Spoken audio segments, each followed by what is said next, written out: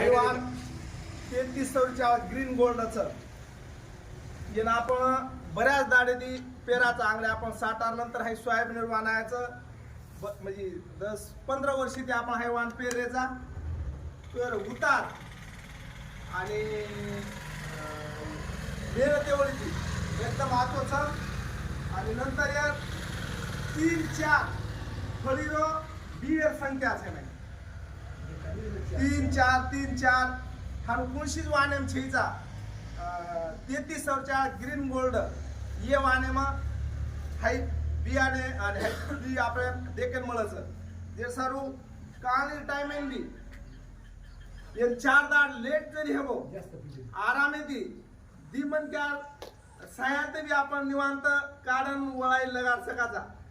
Anil Bhau